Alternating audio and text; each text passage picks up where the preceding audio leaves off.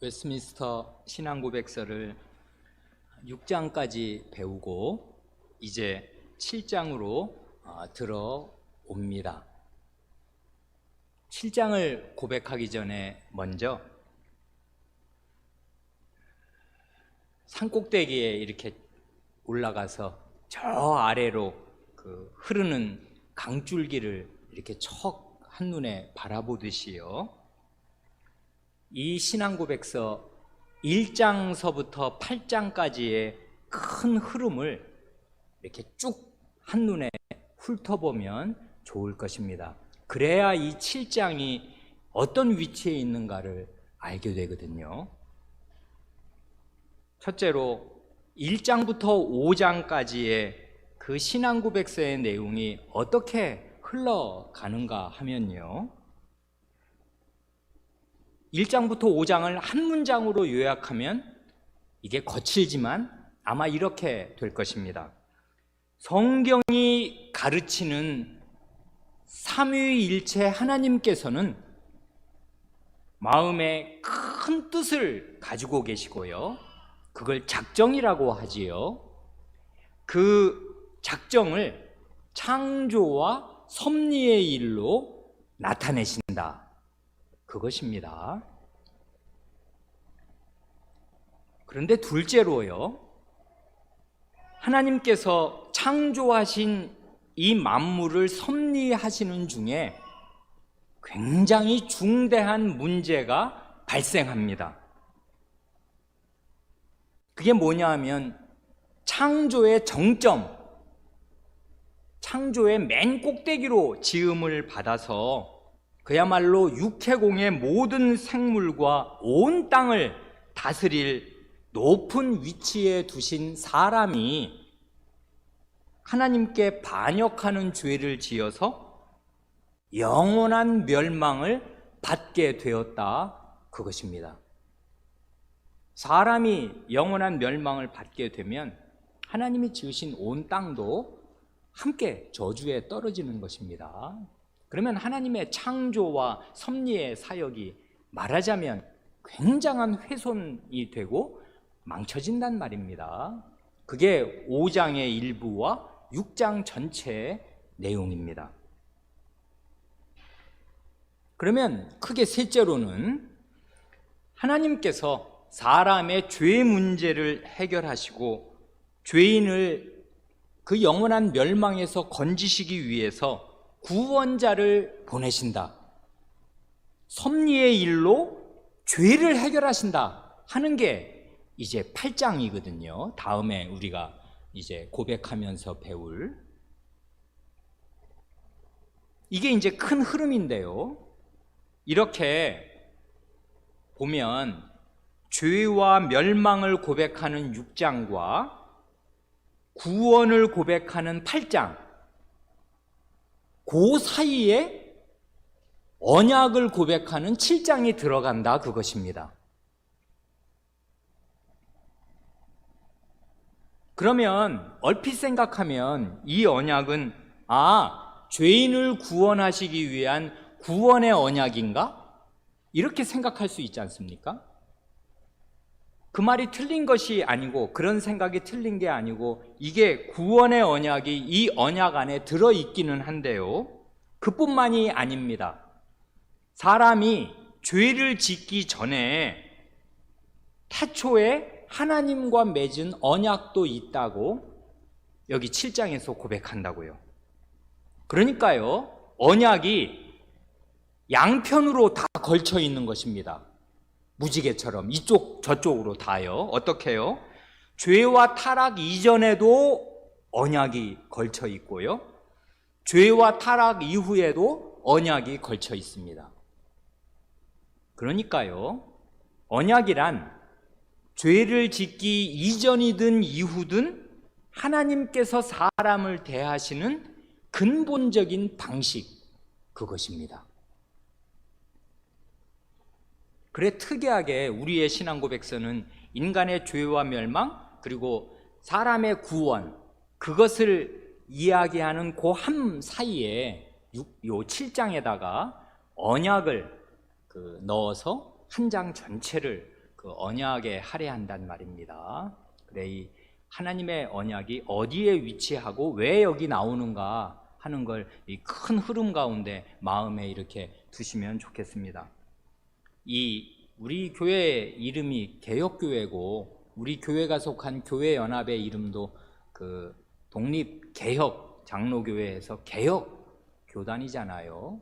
그래, 이 개혁신학, 이 종교개혁의 신학, 그걸 잘 이어와서 성경의 모든 말씀, 일부가 아니라 그저 그냥 간단한 몇 가지 조항, 옛날 우리식으로 하면 사형리라는 뭐 몇 가지, 사람은 죄인이고 하나님이 구원하셔서 여러분 하나님의 자녀로 삼아주신다, 이런 그 아주 간단한 도식화된 몇 가지가 아니라 하나님의 말씀 전체, 창세기부터 요한계시록, 성경 66권 전체를 다 가르치고 배우기를 원하는 이런 개혁신학의 가장 중요한 특징 가운데 하나가 뭐냐 하면 언약에 대한 깊이 있는 이해입니다.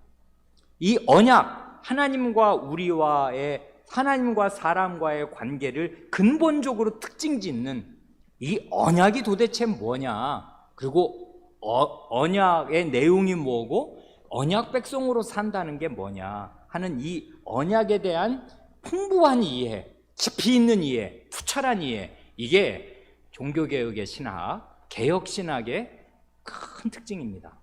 언약을 잘 이해해야 한단 말입니다. 그만큼 우리 이제 산꼭대기에서 저 아래 강줄기가 어디로 1장부터 8장까지 이렇게 꾸불꾸불 흘러가는가 이렇게 한번 쓱 보고 났으니까 이제 다시 땅 아래로 내려와서 7장을 이제 1, 2절 자세히 살펴보기로 합니다. 우리 7장 1절을 함께 고백하겠습니다. 하나님과 피조물 사이의 간격. 시작. 하나님과 피조물 사이의 간격이 심히 커서 비록 이성 있는 피조물이 창조주이신 그분에게 순종할 의무가 있을지라도 하나님의 편에서 어떤 방식으로 친히 자발적으로 낮춰주지 않으시면 피조물은 결코 하나님을 그들의 복과 상급으로 즐거워할 수 없었습니다. 그것을 하나님께서는 언약의 방식으로 나타내기를 기뻐하셨습니다. 여기 그 두 번째 문구부터 보지요. 비록 이성 있는 피조물이 창조주이신 그분에게 순종할 의무가 있다, 이거요. 하나님과 우리의 근본적인 관계, 창조주와 피조물, 하나님은 아무것도 없던 데에서 천지와 만물과 우리 인생, 사람을 지어내셨다. 그리고 사람은 하나님께로부터 지음받은 존재다. 주인이 있고 우리는 말하자면, 이렇게 표현하면 민망하지만 주인의 소유물이다 하는 거, 우리는 피조물이다, 창조하신 주인이 있다 하는 이 창조물과 피조물의 관계. 그런데 그 중에서도 특별히 우리는 생각할 수 있는 힘, 이게 사람의 능력 중에 가장 결정적인 거 아닙니까? 이 이성, 이 생각할 수 있는 사고력, 이 언어 능력, 이런 것을 주신, 그러니까 말하자면 이런 전체 피조물 중에 아마도 그 천사와 사람, 천사와 인간만이 이런 이성, 생각할 수 있는 힘을 받았을 것입니다. 그래, 이성 있는 피조물은 자기의 이성으로 생각을 해서, 말하자면 자발적으로 그래야 하는구나 하고서 이제 창조주이신 그분에게 순종할 의무가 있다 하는 이 사실이에요. 이게 동물들이야 이제 그 본능대로 그냥 이게 하나님이 계신지 안 계신지도 말하자면 잘 모르고요, 그걸 스스로 생각할 힘이 없지 않습니까? 그러니까 하나님이 본능에 심어주신 대로 그냥 이렇게 저렇게 살면서 그거 자체가 그냥 하나님께 순종이 되도록 그렇게 하시고, 해, 달, 별이 하나님의 명령대로 순종해서 움직이지만 자의식을 갖고서 네, 하나님의 명령을 받았으니 오늘도 힘차게 돌아야지 이렇게 해서 도는 게 아니지 않습니까? 그러니까 그건 이성 없는 피조물들은 하나님이 두신 그 자리를 정말 법칙을 따라서 순종하는데, 이성 있는 피조물은 그렇게 기계적으로 그냥 띠띠띠띠 하면서 이렇게 순종하는 것이 아니고 자기 생각으로 순종해야지, 그래야지 하면서 순종해야 된단 말입니다. 이렇게 뻔한 얘기를 뭘 자세히 하나 그렇게 생각하실지 모르지만, 이성 있는 피조물이 창조주이신 그분에게 순종할 의무가 있다. 이게 사실 인간의 의무의 전부입니다. 이걸 현대인들은 완전히 배제하고 망각했다고요. 이게 현대의 정신입니다. 이걸 치워버린 정신.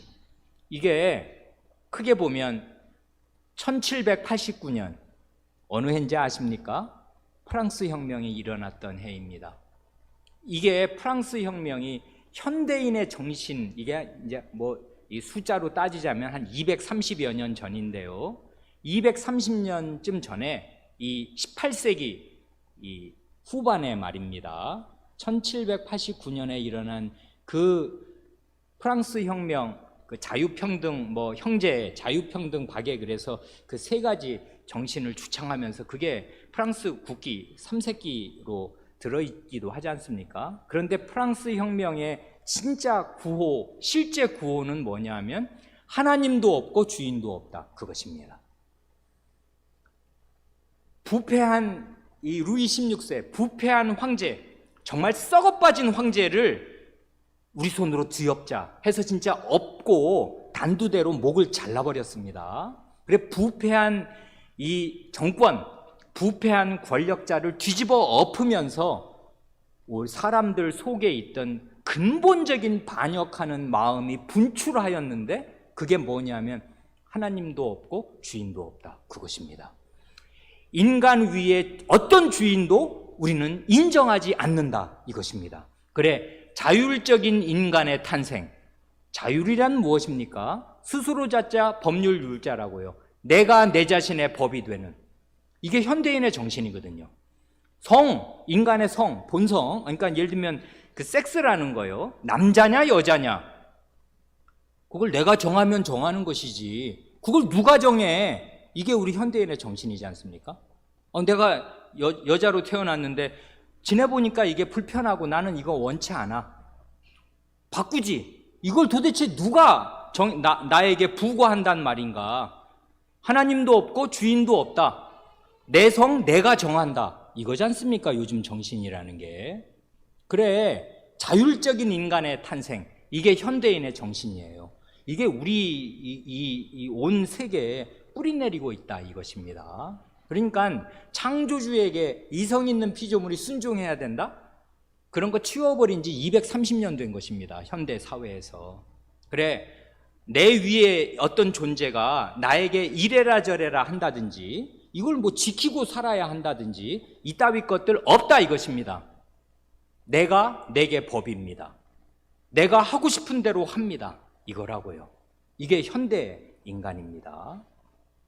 그래, 이런 무서운 정신, 이게 현대인에게 아주 뿌리내린 정신이고요. 사실은 나중에 말씀드리겠습니다마는 이게 에덴 동산에서 시작된 정신이라 그 말입니다. 너희가 하나님처럼 되어라, 이거.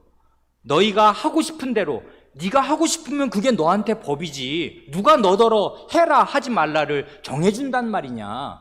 이게 마귀가, 사탄이 쏘삭거린 그 시험의 핵심이 그것입니다. 네가 너에게 하나님이 되라, 이거지 않습니까? 인간이 하나님이 되도록 그렇게 제시한 게 시험의 요체였고, 그러니까 이건 1789년에 시작된 것이 아니라 사실은 에덴 동산에서 시작된 시험이었습니다.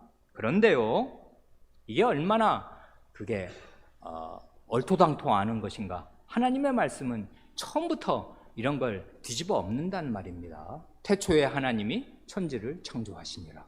이게 성경의 첫 마디 아니에요. 천지에는 주인이 있고 하나님이 이거 지으신 거지. 그러면 지음받은 존재는 하나님께 순종하는 거지. 이게 인간의 아주 근본이란 말입니다. 이렇게 말씀드리면 혹시 우리 가운데 있는 어린 사람들 이해할 수 있을지 모르겠습니다. 만약에 말입니다. 2-3살이나 4-5살 된 그 아이가 우리 가운데 저렇게 지금 앉아있는 이 아이 있지 않습니까? 2-3살, 4-5살 아이가 부모님 말씀에 순종할 의무를 이 아이의 의식이 있어가지고 말이죠. 부모님 말씀에 순종할 의무를 부정한다면 그건 어떻게 되는 것입니까?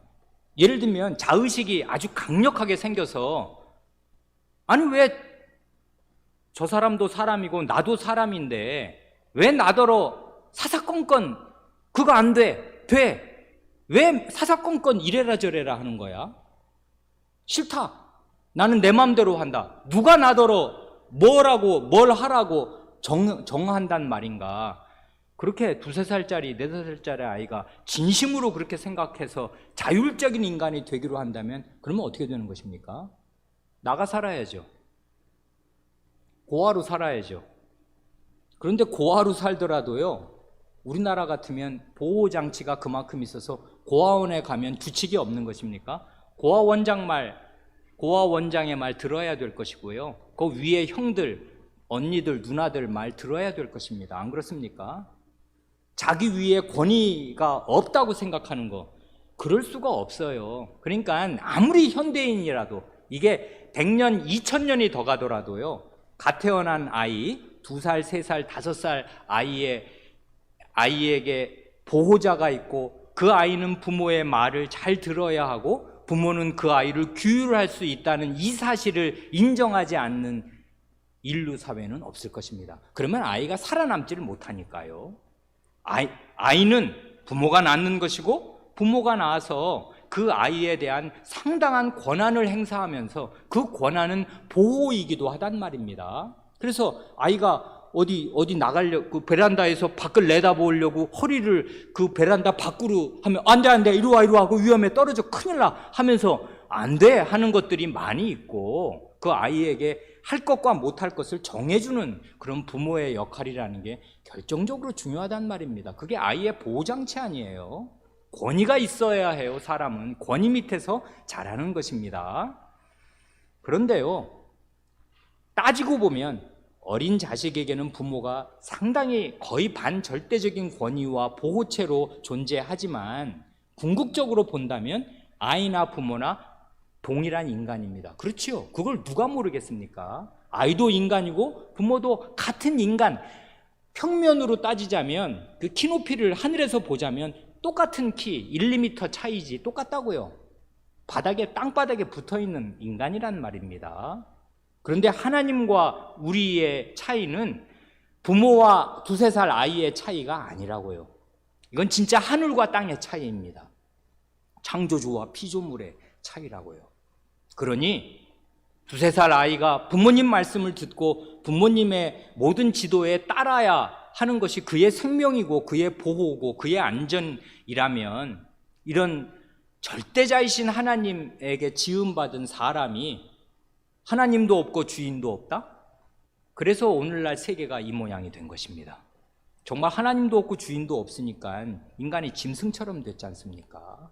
사람이 여러분 조선시대는요, 치안이 지금보다, 그러니까 도둑이 횡행하고, 그거는 전국적인 경찰이 없으니까 도둑이 횡행하지만, 사람과 사람 간의 관계가 이렇게 삭막하지 않았단 말입니다.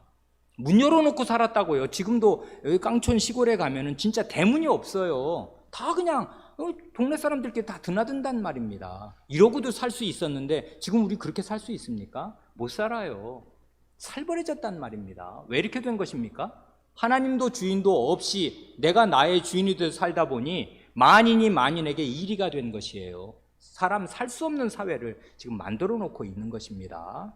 그래, 이거 하나님과 사람 사이의 간격이 심히 크다는 거, 절대적일 만큼 크다는 거. 그래, 피조물은 창조주에게 마땅히 순종할 의무가 있다는 거. 이게 아주 굉장히 중요한 진리 중의 진리입니다. 그래서요, 여기서 지금 말하려는 건 그 당연한 걸 얘기하려는 게 아니라 이걸 전제로 놓고 나서 그 다음 말을 하고 싶은 것입니다. 하나님과 피조물 사이의 간격이 심히 크기 때문에 하나님의 편에서 어떤 방식으로 친히 자발적으로 자신을 낮춰주지 않으시면 피조물은 결코 하나님을 그들의 복과 상급으로 즐거워할 수 없었다. 여기 보면 굉장한 말이 두 가지 나오는데요. 원래 하나님께서 사람을 지어 놓으시고요, 이 땅을 이제 다스리라고 주셨으니까 그 다음에 하나님이 손을 떼시고 가만히 계시기만 하여도 사람은 굉장히 좋은 것입니다. 왜냐하면 무주공산이네. 정말 이 땅에서, 주인 없는 땅 같은 이 땅에서 자기가 하나님께 부여받은 이성과 자기 지혜로 누리면서 살면 그것만 하여도 하나님께서는 사람에게 많은 것을 주신 것입니다. 말하자면 이게 채취할 수 있고 먹을 수 있고 그다음에 경작할 수 있고 이 땅을 이렇게 재배할 수 있으니까 말이지요. 그런데요, 여기 보면 그 정도를 얘기하지 않고 굉장히 놀라운 걸 말하지 않습니까? 하나님을 사람의 복과 상급으로 즐거워한다는 거. 그러니까 하나님이 만드신 어떤 자연 만물을 복과 상급으로 주시는 것은 물론이고요, 그게 아니고 우주를 만들어내신 하나님 자신을 인간의 복과 인간의 상으로 주신다. 그럴 수가 있고 하나님이 그러기를 원하신다. 그것입니다 지금. 그러니까 이건 가만히 생각하면 여러분 아파트 열채하고 이게 비교할 수 있는 게 아니란 말입니다. 하나님 자신을 복과 상급으로 얻을 수 있도록 하나님이 하시려는데, 그렇게 하려면 어떻게 해야 되냐면 하나님께서 친히 자신을 낮춰주지 않으시면 가만히 하나님은 하나님대로 지극히 높은, 하늘보다 더 높은 하늘 위에 하늘에 계시는 하나님으로 계시고, 인간은 그야말로 땅에 붙어 있지 않습니까? 두 발이 땅에 떨어져서는 사람이 살 수가 없단 말입니다. 땅에 붙은 인간과 하늘 위에 하늘에 계신 하나님, 이렇게 간격이 이렇게 엄청나게 커서는 하나님을 누리려야 누릴 수가 없다. 그러니 어떡하냐? 하나님이 자신을 우리에게 복과 상급으로 주시기 위해서 친히 낮추신다. 그것입니다. 낮추시는 그 방식, 어떤 방식으로든 자신을 낮춰줘야만 우리가 하나님을 누릴 수가 있는데, 그렇게 하나님 자신을 누리도록 낮추시는 방식을 뭐라고 표현하냐면 언약의 방식으로 하나님이 자기를 낮추시고 우리에게 주기를 기뻐하셨다. 그것입니다.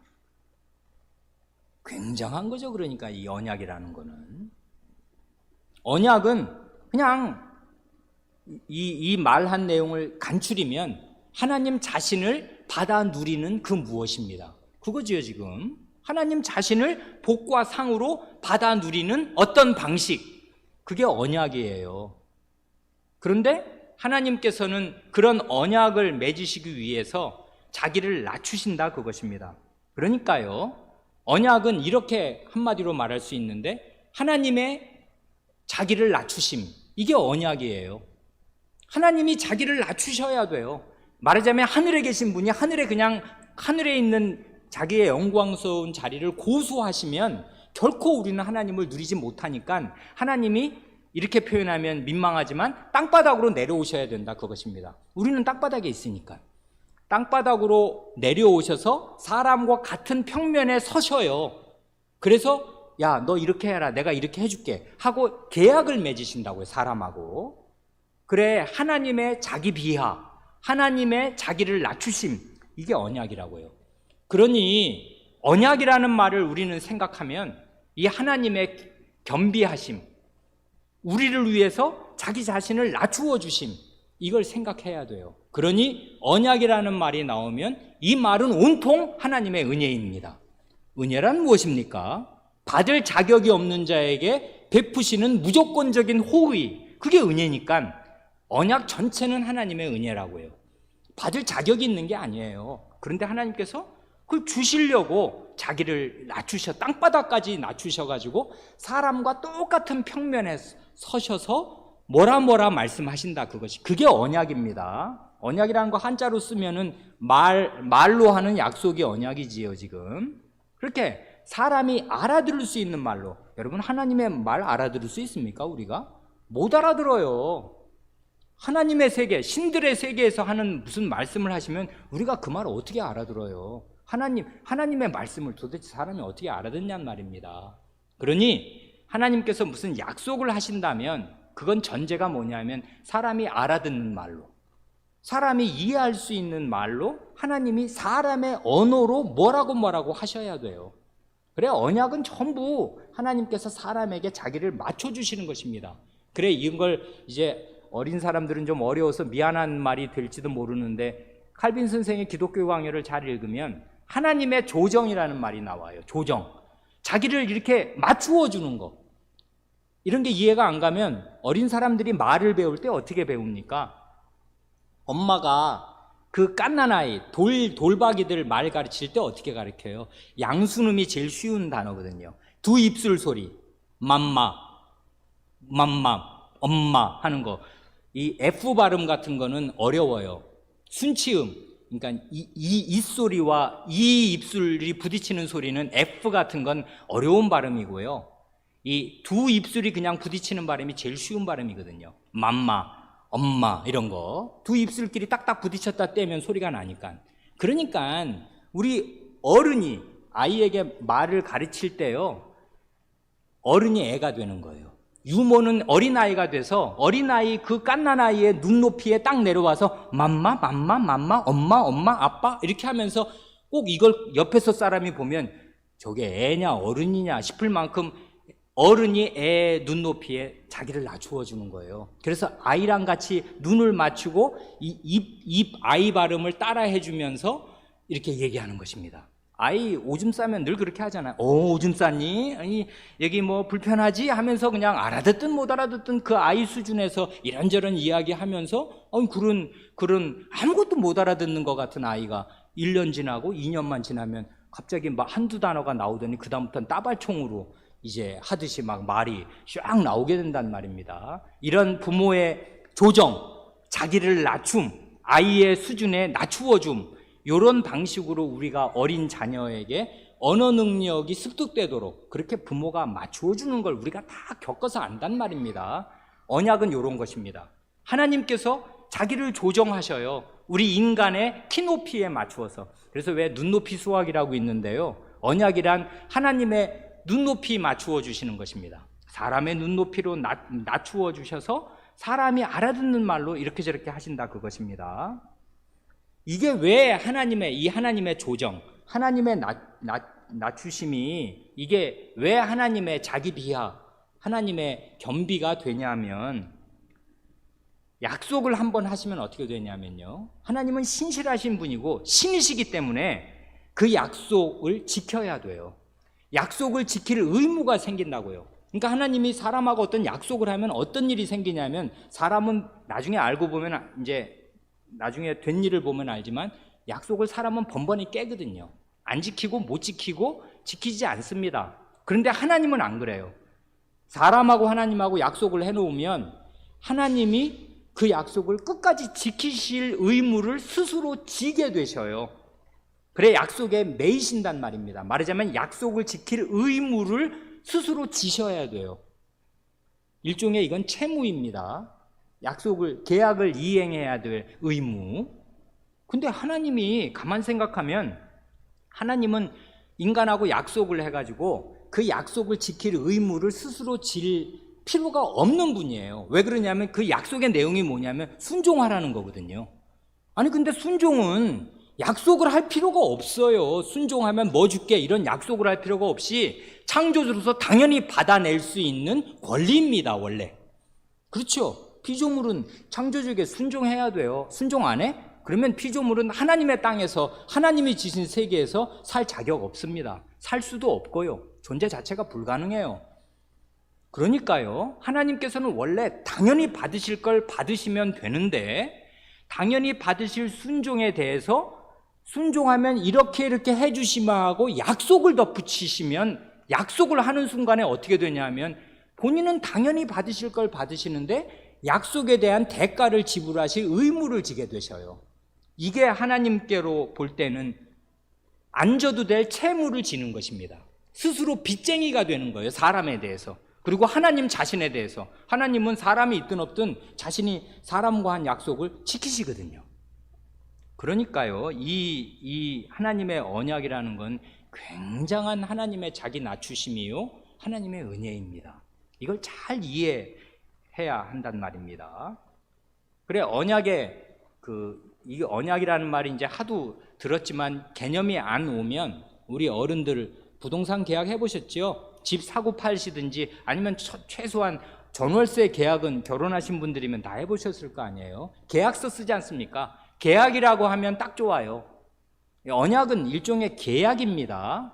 계약의 요소가 뭡니까? 당사자가 있잖아요. 최소한의 두 당사자가 있습니다. 계약은 언제든지 그런 거예요. 한편으로, 일방으로 한쪽만 있어서는 약속은 없는 거지. 그런데 이 언약이든 뭐 계약이든 약속이든 간에 당사자가 있어요. 최소 둘. 그래서 하나님과 사람이 이 언약의 당사자가 됩니다.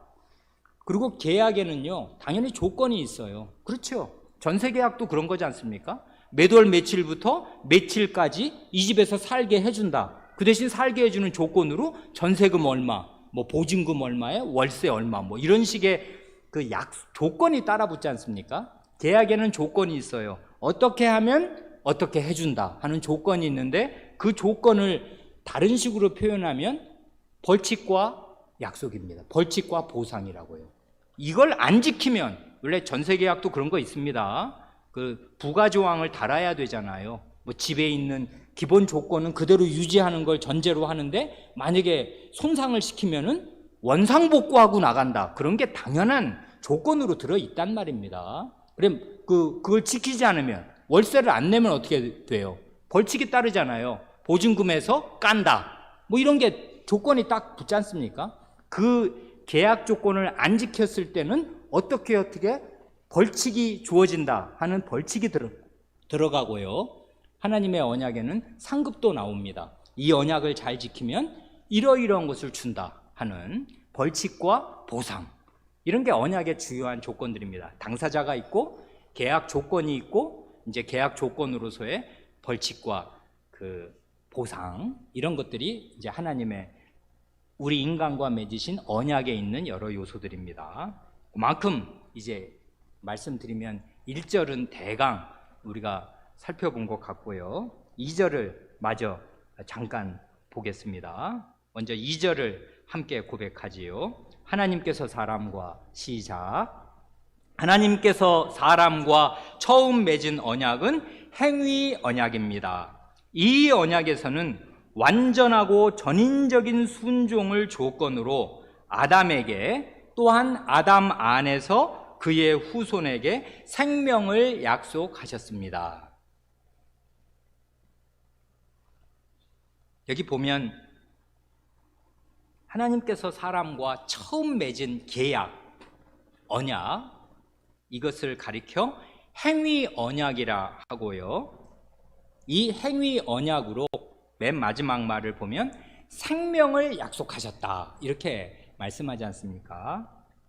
그래, 이 행위 언약, 그 다음에 생명을 약속하는 언약, 그래서 이제 이 언약에 여러 명칭들이 있습니다. 그래, 여러분 오늘 나누어 드린 주보 그 3쪽입니까? 거기 보시면 이제 소요리 문답과 대우리 문답, 이 웨스트민스터 신앙고백서와 자매편이 되어서 한 세트가 되는 웨스트민스터 신앙고백서, 대소요리 문답, 요게 이제 우리 웨스트민스터 표준 문서를 구성하는 중요한 삼각형 아니에요. 그러니까 거길 함께 보면 행위 언약이라는 말이 여기 7장 이 신앙고백서 7장 2절에 나오고, 또 대우리문답 30문 맨 아래에도 나오지 않습니까? 그런가 하면 이 같은 언약을요, 그러니까 행위 언약이라고 할 때는 왜 행위 언약이라는 말이 붙었냐 하면은 순종의 행위, 순종하라는 행위를 요구하신다. 그걸 조건으로 하나님이 요구하신다, 그거지요 지금. 그래서 이름이 행위 언약입니다. 순종의 행위를 내놔라 하시는 거. 그래, 이름이 행위 언약이고, 아까 그 계약에는 이제 보상이 있지 않습니까? 그 보상이 뭐냐면 이 언약을 지켰을 경우에, 순종했을 경우에 보상으로 생명을 주신다 해서 이 언약의 이름을 생명 언약, 생명의 언약이라고도 합니다. 그래, 우리 주보 나눠드린 주보 보시면 소요리 문답 12문이나 대우리 문답 그 20문을 보면은 이 같은 언약을 가리켜서 생명의 언약, 생명 언약이라고도 하지 않습니까? 동시에 그 대우리 문답 30문을 보면은 이 언약을 가리켜서 첫째 언약이라고도 해요. 이건 그냥 순서로, 그야말로 하나님께서 인류와 첫 번째로 맺으신 언약이니까 그냥 순서상 이건 첫 번째 언약이다, 첫째 언약이다, 그렇게도 합니다. 그리고 이제 우리 신앙고백서와 대소요리 문답에 나오지 않지만 이걸 그냥 사람 이름으로 이름 붙인다면 아담 언약이라고 말하려면 말할 수도 있겠습니다. 그냥 편의상 누구와 언약을 맺으셨냐 할 때 아담과 맺으신 언약이니까 아담 언약이라고도 말해요. 그러니까 이후에 우리가 노아와 그의 아들들, 후손들과 맺은 언약을 가리켜서 노아 언약, 아브라함과 맺으신 언약을 아브라함 언약, 모세를 통해서 주신 그 율법의 말씀을 모세 언약, 그 다음에 그리스도 안에서 주신 언약을 그리스도 안에서 주신 새 언약, 뭐 이렇게 이제 그 누구와 언약을 맺으셨냐를 가지고서 이렇게 사람 이름으로 이름을 붙일 수 있듯이 이 언약을 아담 언약이라고도 붙일 수 있겠습니다. 그런데요, 여기서부터는 약간 복잡한데 어쩔 수 없습니다. 이게 결국 말이니까 그래요. 그래, 성경의 많은 이 신앙고백서의 많은 문제가 이제 말의 언어의 문제인데요. 그런 걸 넓은 마음으로 잘 이해하는 게 좋습니다. 여긴 뭐 이건 필수적인 그 내용이 아닌데도 불구하고 이게 굉장히 논란이 되었습니다. 행위 언약이라는 말이. 이 명칭에 대한 논란이 그때 이후로, 이게 이제 1648년 어간에 이제 이 신앙고백서 쓴 거 아니에요. 그 뒤로 이제까지 오는 동안에 굉장히 이 행위 언약이라는 말에 대한 반발, 논란이 우리 교계 안에 있었습니다. 왜 그러냐 하면 이게 오해를 불러일으키기가 아주 쉽거든요. 기분이 나쁘단 말입니다. 뭐랑 이거랑 이제 혼동이 되면서 이게 그 잘못된 정보를 줄 수가 있냐면, 행위 언약이라는 말이 여기는 신앙고백서에 딱 썼고 대류문답에 썼으니까 고백서의 언어니까 이게 일종의 그 하나의 명칭이 된 게 사실인데, 행위 언약 그러니까 뭐랑 헷갈리고 뭐랑 자꾸 그 혼동이 되냐면 율법의 행위예요. 율법의 행위 그러면 이건 굉장히 우리 믿는 사람들은 다 싫어하는 거지 않습니까?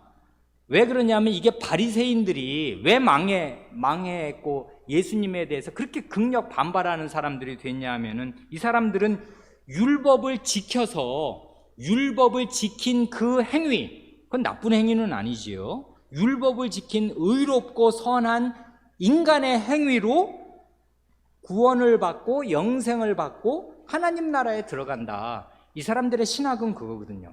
바리새인들의 신학은 율법의 행위를 의지하는 신학. 인간이 하나님의 율법 지키라고 그랬잖아. 지킬 수 있으니까 지키라고 그런 거지. 그럼 지키면은 상을 주실 거 아니야. 그럼 그 상을 받아서 내가 율법을 지켜서 내 힘으로 영생을 얻을 수 있는 거지. 잘못은 나도 해. 그렇지만 잘못한 거는 제사를 드리면은 까주신다며, 잘못한 거는 제사를 드려서 없애고 잘한 거는 상급으로 남을 거 아닌가. 그래서 플러스 마이너스 해가지고 대차대조해서 플러스가 더 많으면은 그러면 영생 얻는 거지 하고서 율법의 행위를 의지했단 말입니다. 그리고 이제 하나님의 말씀, 그 바울 사도가 평생 씨름하고 싸우고 깨부수려고 했던 게 그 바리새인들의 이 그릇된 신학, 율법의 행위를 의지하는 신학이다 보니까 로마서 3장 20절, 율법의 행위로 하나님 앞에 의롭다함을 얻을 육체가 없느니라. 갈라디아서 3장 2절 혹은 5절, 너희가 성신을 받은 것이 율법의 행위로냐 듣고 믿음으로냐. 그래서 율법의 행위와 오직 예수 그리스도를 믿음으로 의롭다함 받는 거, 이거를 바울 사도는 아주 날카롭게 대조했단 말입니다. 율법의 행위, 인간이 율법을 지켜서 그걸로 의롭다함을 받을 수 없다는 것을 엄청 강조해서, 그게 신약의 주요 논리니까 사도시대에 가장 큰 싸움의 대상이 인간의 행위를 의지하려는 그런 인본주의적인 일종의 신학이었단 말입니다. 그러다 보니 아니 이러는 판국에 웬 행위여냐? 사람이 뭘 지켜가지고 선한 행위를 가지고 영생을 얻을 수 있다? 이건 성경이 가르치는 게 아니잖아 하는 식의 반발을 이제 갖게 되기가 쉽고 등등등, 이제 이에 관한 부정적인 여러 논의를 말하자면 이게 굉장히 많은데, 그런 걸 일일이 우리가 다 알아야, 모든 교인이 다 알아야 될 필요가 없고요. 그런데 이런 율법의 행위라고 말할 때 그 율법의 행위와 여기서 말하는 행위 언약할 때 행위를 두 개를 헷갈리면 안 돼요. 왜 안 되냐면 성경에서 정죄하고 그게 아니다 하는 율법의 행위는 지금 뭘 전제하는 거냐면 타락 이후에 사람이 자기 힘으로 타락한 인간으로서 율법을 지키려는 그 행위를 공로화할 때, 그런 공로는 가망 없는 공로를 쌓는 거다. 그런 거 의지하면은 그리스도를 부정하게 되는 거지. 율법의 행위로는 절대로 구원 못 얻어. 바리새인들은 정말 잘못된 한 사람도 구원받지 못할 그런 그릇된 신학을 가지고 있는 거다. 주님이 그렇게 정죄하신 것이고요. 그런 것을 말하는 게 아니고, 여기서 말하는 행위 언약이라고, 하나님이 인간과 처음 맺으신 언약을 행위 언약이라고 말했을 때는 그건 타락 이전의 상태에서 이 언약을 체결하셨다 그것입니다. 한마디로 아담은 이 언약을 지킬 능력이 있었는가 없었는가? 있었다 그것입니다. 바리새인들은 근데 자기가 율법을 지킬 능력이 있는가 없는가를 잘 생각 못하니까 인간의 타락한 이후에 인간 본성이라는 게 어떻게 철두철미하게 썩어 있는가를 모르니까 지가 뭘 조금 하면 지킬 수 있다고, 이게 하나님이 받으실 만한 선이라고 오해를 하니까 율법의 행위를 의지한 것이지만, 그건 타락 이후의 문제고, 여기서 지금 웨스트민스터 신앙고백서 7장 1절과 2절에서 말하려는 것은 타락 이전이란 말입니다. 타락 이전에 아무것도 죄가 들어오기 전에 아담이 이걸 지킬 수가 있었다 그것입니다. 어떻게 그걸 알 수 있어요? 하나님의 형상으로 창조받았지 않습니까? 그 창조받은 형상이 깨어지기 전에 하나님의 형상으로 지음 받으니까, 그리고 그 2장을 보면요, 창세기 2장, 하나님하고 교제를 거리낌 없이 하지 않습니까? 여러 번 말씀드려서 마음에 새기셨겠습니다마는 그 이후에 어떤 인간도, 어떤 사람도 하나님과 이렇게 격이 없는 대화와 격이 없는 교제를 나누는 존재는 없어요. 사도들도 그게 안 돼요. 사도들도 거룩하신 하나님의 본체 앞에 가면 다 죽을 것처럼 혼이 떠나갈 만큼 두려움에 떤다는 거 아닙니까? 요한 사도 같은 사람도 승천하신 그리스도의 영광 앞에 서면 죽어 엎드러진 사람처럼 된단 말입니다. 죄인은 근본적으로 하나님 앞에 서면 덜덜덜덜 떨리고 사고를 제대로 생각을 할 수가 없을 만큼의 큰 두려움을 가지게 돼요. 그럴 수밖에 없어요. 죄 가운데 거룩하신 하나님을 보는 순간 그는 죽음이란 말입니다, 거의. 그런데 아담은 전혀 그렇지 않아요.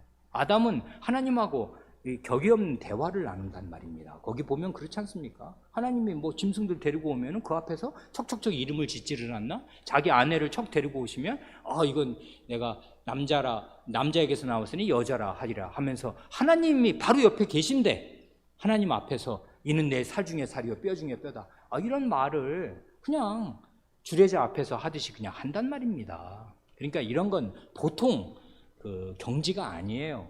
그리고 거기 보면 낙원이지 않습니까? 낙원에서 아주 말하자면 모든 짐승, 육해공의 모든 짐승을 다 다스릴 수 있는 그런 능력을 구비한 굉장한 상태에서 이런 언약을 체결한 것입니다. 한 말씀을 드립니다. 선악을 알게 하는 나무의 열매를 먹지 말아라. 이게 계약 조건이에요. 언약의 조건입니다. 행위 언약의 조건은 딱 이거 하나예요. 먹지 말아라, 이 나무. 동산 중앙에 있는 그 나무의 열매 먹지 말아라 하는 이 금령이 가혹한 것이었습니까? 이게 시험이라면 시험입니다. 테스트예요, 테스트. 근데 이 테스트가 사람을 넘어뜨리기 위한 것이며 혹은 사람이 전혀 풀 수 없는 너무나 어려운 수능 만점을 요구하는 그런 것입니까? 그러면 이런 질문을 바르게 이해하려면요, 이런 금령을 하나님이 안 내셨으면, 아무 말씀도 안 하셨으면 사람이 하나님의 말씀을 안 지키고도 살 수 있는 것입니까? 없어요. 그 7장 1절에서 미리 이야기한 거라고요. 창조주와 피조물의 간격은 지극히 크다. 그래서 이성 있는 피조물은 하나님의 모든 뜻에, 하나님의 모든 말씀에 순종하고 살아야 할 마땅한 의무가 있다. 그것입니다.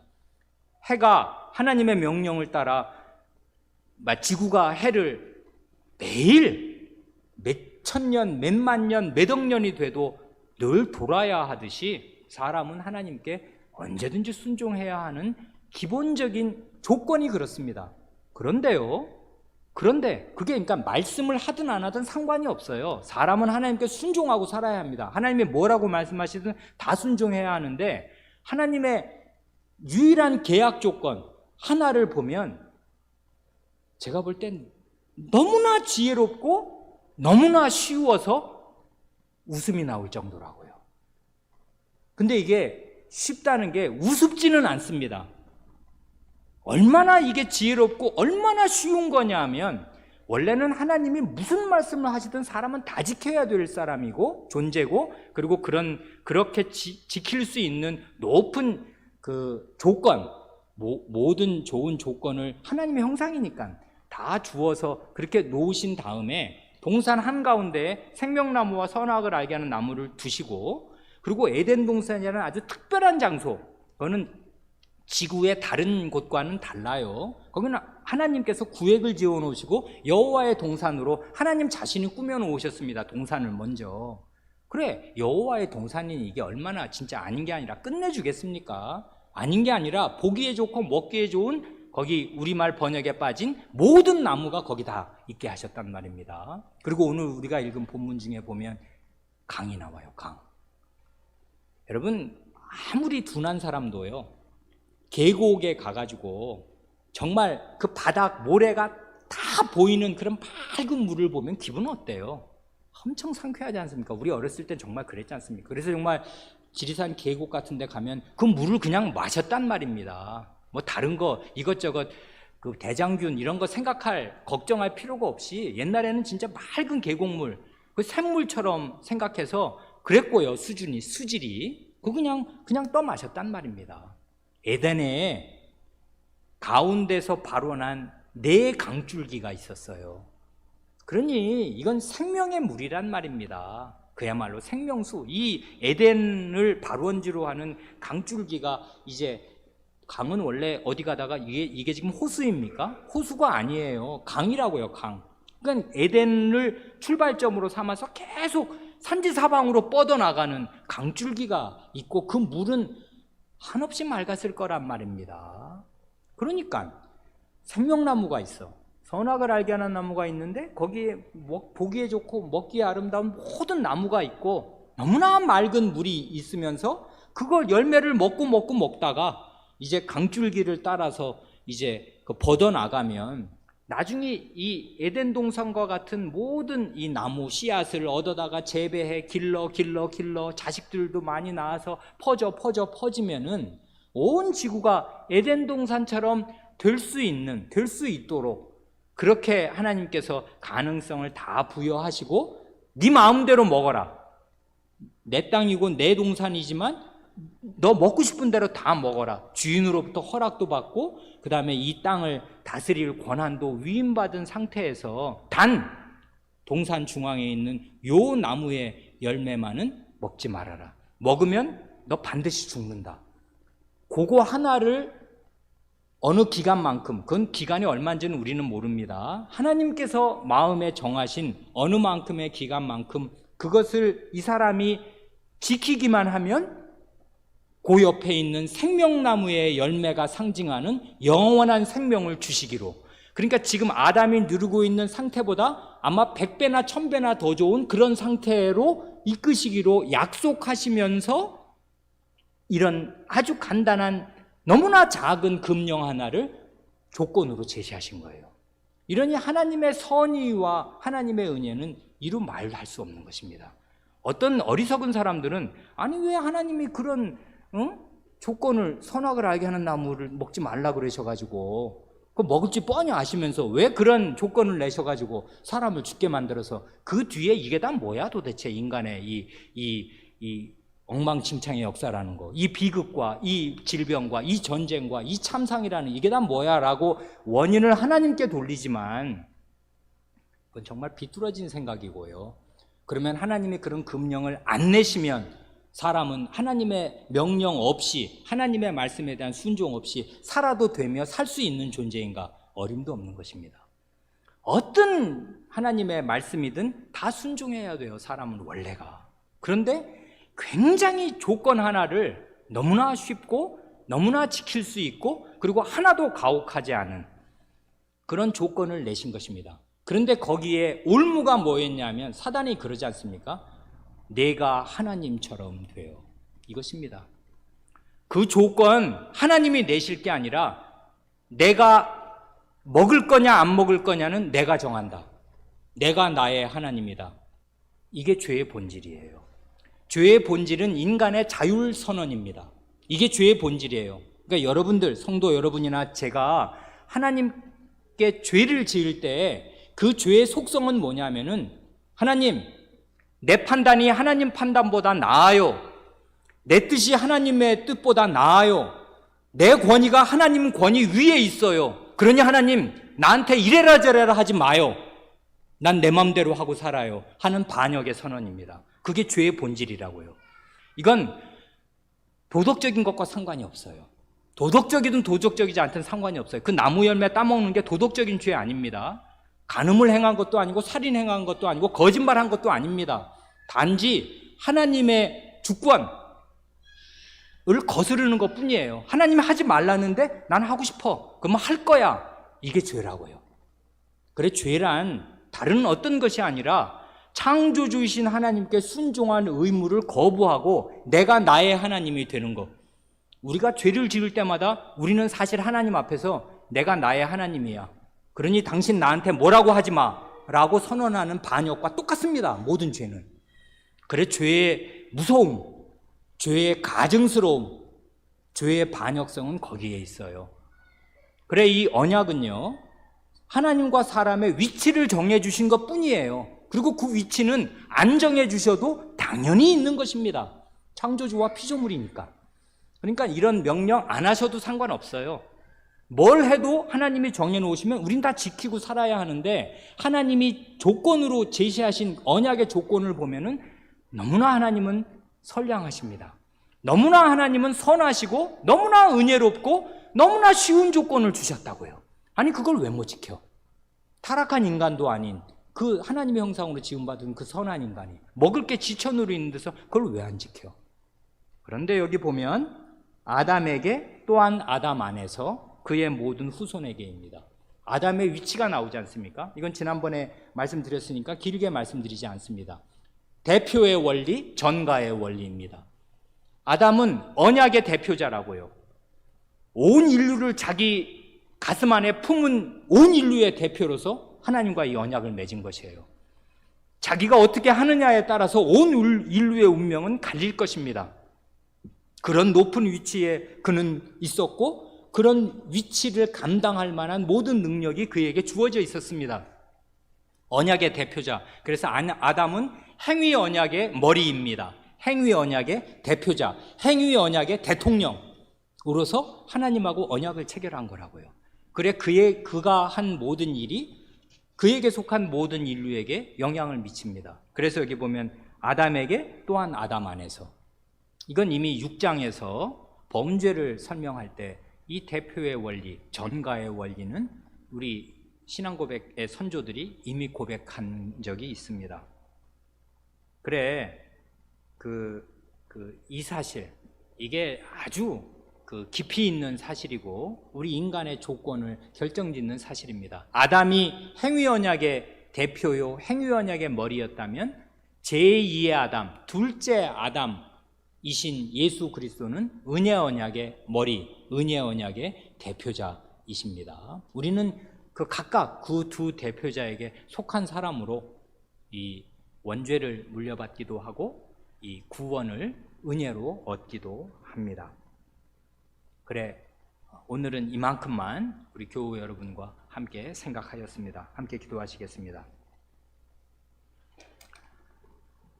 하나님 아버지, 은혜로우시고 자비로우시고 선하신 하나님 아버지께서 아름다운 세상, 하나님 자신이 보실 때 보기에 좋은 선한 세상을 지으시고 사람을 가장 우수한 만물의 영장으로 지으시면서 그에게 당연히 받으셔야 할 순종을 받으셔야 하겠지만 가장 간단한 조건 하나를 제시하셔서 하나님은 창조주시요 인간은 피조물임을 깨우치시고 그 가장 간단한 조건 하나를 지키면 그것을 마치 하나님께서 갚으셔야 할 무슨 큰 부채인 것으로 여기셔서 영원한 생명을 주시겠노라고 약속하시고 심지어 그 영원한 생명을 표상하는 생명나무를 눈으로 보여주시고 손으로 만질 수 있는 자리에 두셔서